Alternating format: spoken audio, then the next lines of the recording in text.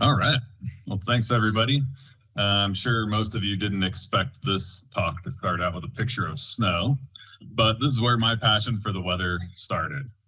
This picture was from 2007 on a ridgeline of the Sierra Crest and Palisades, Tahoe. I was doing avalanche mitigation work with explosives on a very windy and cold day as a professional ski patroller.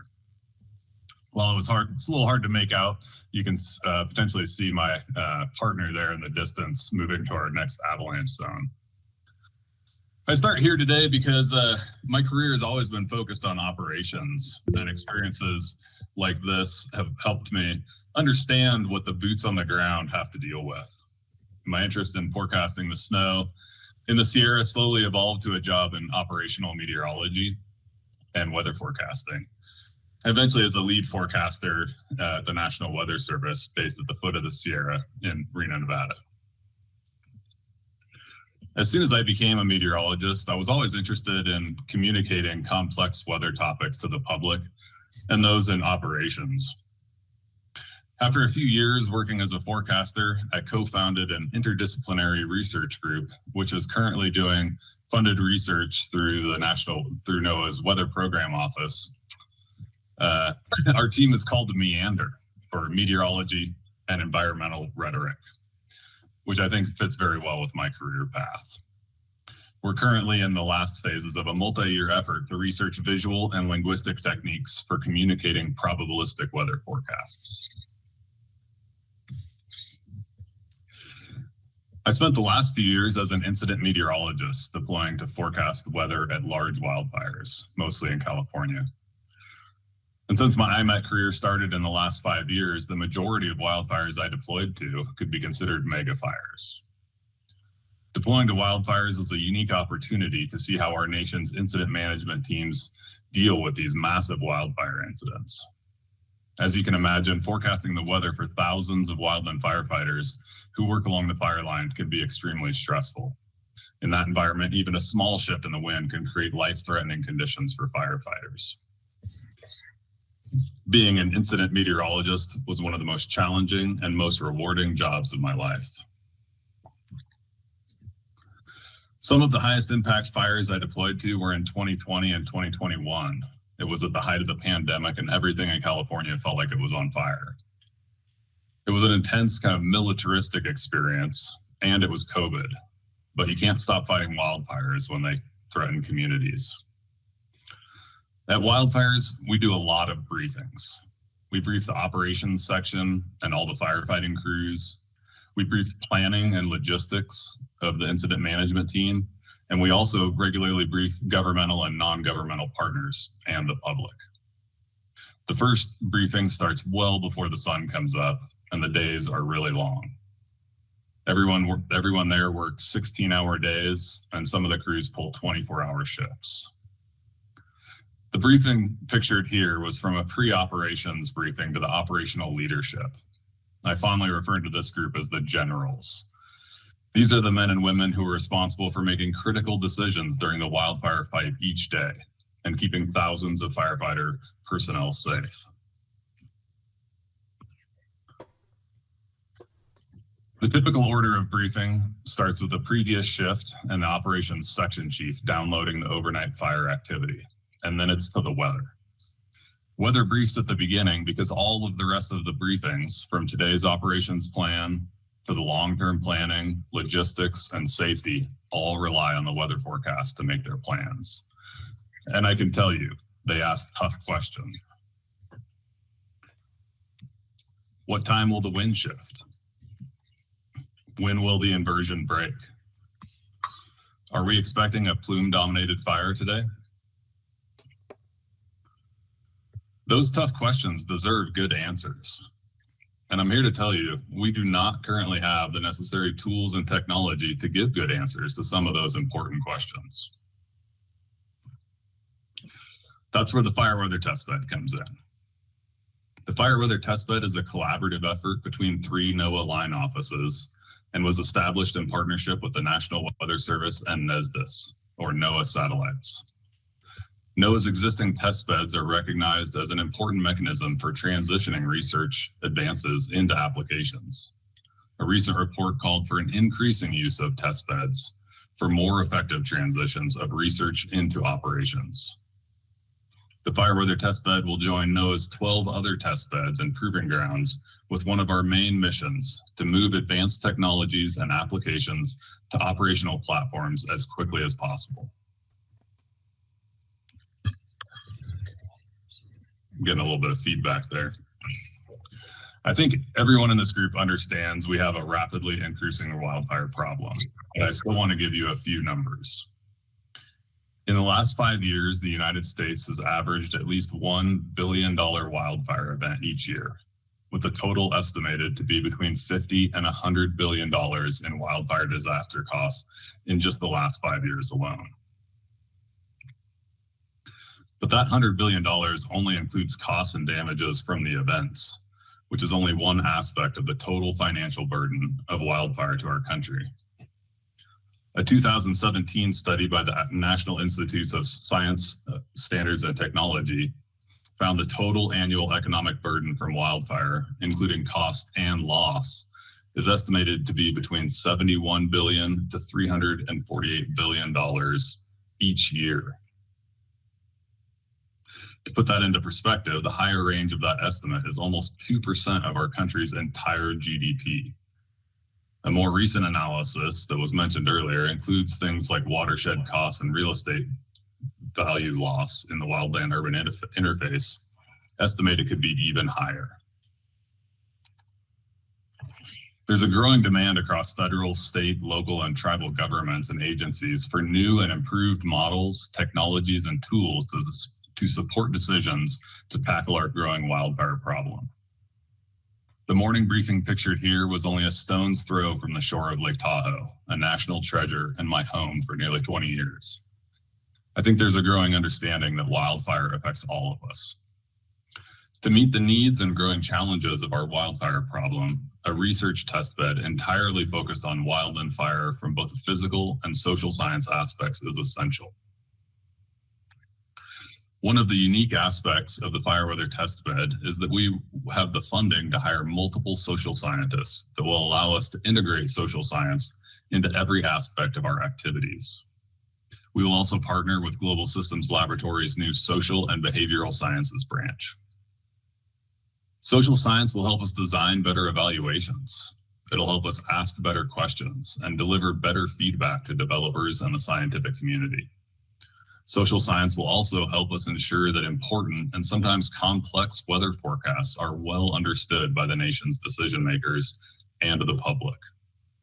To us, social science is a critical aspect of our mission, since the impacts of wildfire are tightly wound into our society. Another unique aspect of the Fire Weather Testbed will be our user needs assessment team. We will be pairing our first meteorologist, Dr. Ben Hatchett, with a social and behavioral scientist to do a thorough assessment of all the user needs in the fire weather community. This will help us complete the full research and development cycle.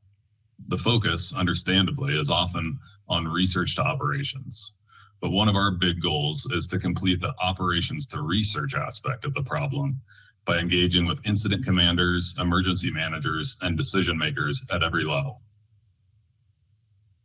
Not only will we get their input to better understand their needs, but we will invite them to be a part of the process. It's one thing to verify that a new technology improves our weather forecasts, but does that mean that people are actually making better decisions? Because in the end, that's what's really important. The Fire Weather Testbed also plans to evaluate research at a wide range of readiness levels. We want to engage with the research community early in the process to ensure that new tools will be applicable and integrated into operations. We will use a wide range of techniques, from week-long in-person evaluations at our facility in Boulder to virtual evaluations, surveys, and hopefully even field experiments. Our user needs assessment will also be used to inform where the gaps in our knowledge are and where new research is needed. The Fire Weather Testbed will provide research operations support for the complete fire cycle. There's a rapidly growing need to bring new tools and technologies to bear for the pre- and post-fire aspects of the fire problem. Before wildfires, we need better forecasts and decision support for potentially high-impact fire weather environments to be able to pre-deploy resources to mitigate the potential for catastrophic wildfires in the wildland-urban interface. We need better forecasts of the weather and potential smoke for prescribed fires. And we need to provide better long-range sub-seasonal forecasts to assist in the implementation of prescribed fire or good fire on our landscapes. During wildfires, we need better high-resolution forecasts and complex terrain for incident meteorologists. We need coupled fire atmosphere models to better predict rapid fire spread. We need better predictive tools for complex and dynamic problems like pyrocumulus development. And after wildfires, we need better monitoring of burned areas and better prediction of short-duration, high-intensity rainfall that triggers post-fire hazards and can rapidly create life-threatening flash flooding and debris flows. We've already started with our first pilot evaluation with NESDIS to get feedback on their new Lightning Cast time series display. I used the planned version of Lightning Cast myself on multiple wildfire incidents where thunderstorms were threatening operations. I don't think I've ever had any more stressful days than in my whole life than dealing with thunderstorms on a large wildfire. For me, the planned view version of Lightning Cast was a game changer. It gave me the ability to tell the division chief, there's an 80% chance of lightning strikes in your area in the next hour. I believe this gave them much more actionable intelligence to keep firefighters safe versus calling over the radio and telling them a thunderstorm is nearing their area. The new time series display of Lightning Cast will hopefully give forecasters even better situational awareness and better impact-based information to communicate to incident team members. We're currently in the process of surveying meteorologists from the IMET community, as well as the BLM and U.S. Forest Service's predictive services communities. We're also preparing for a one-day scenario-based evaluation at the end of November of WAF smoke, which has developed a rapidly updating, high temporal resolution probabilistic smoke forecast. WAF smoke is exciting because it has the potential to improve forecasts before fire starts, during a wildfire event, and for post-fire hazards. It forecasts pre-fire environment with low-level humidity and red flag threat index. During a fire, it has new probabilistic smoke capability, along with a number of other convective parameters that can help monitor rapidly changing weather around fires. And for post-fire, it includes short duration, high intensity rainfall forecasts that could help identify burned areas of concern where debris flows are most likely. We're also in talks with the Naval Research Laboratory to evaluate their new pyro-CB detection algorithm. Remember, one of the generals asked about the chance for a plume-dominated fire. Well, this is what he meant. And to my dismay at the time, I had little to no good forecast data to rely on. Pyro-CB or pyrocumulonimbus is when a thunderstorm forms over a fire. This is where a fire can essentially start creating its own weather. And we know what goes up must come down. And the coming down stage can be especially hazardous for firefighters. When a thunderstorm eventually collapses, it can drive very strong and variable wind gusts of 50 miles an hour or more across a fire line. So I'm really excited to see how this new algorithm could be used to inform firefighting tactics and safety of large and rapidly developing wildfires. We're still in the spin-up phase of developing the Fire Weather Testbed. In August, we were fortunate to bring Dr. Ben Hatchett on board. He brings a wealth of weather, climate, and prescribed fire experience to our team, as well as a passion for solving real-world problems. We'll be pairing Ben up with a social and behavioral science researcher to lead our user needs assessment team. We're currently in the process of hiring that SBS researcher, a verification meteorologist, and a test and evaluation meteorologist to run the day-to-day evaluations.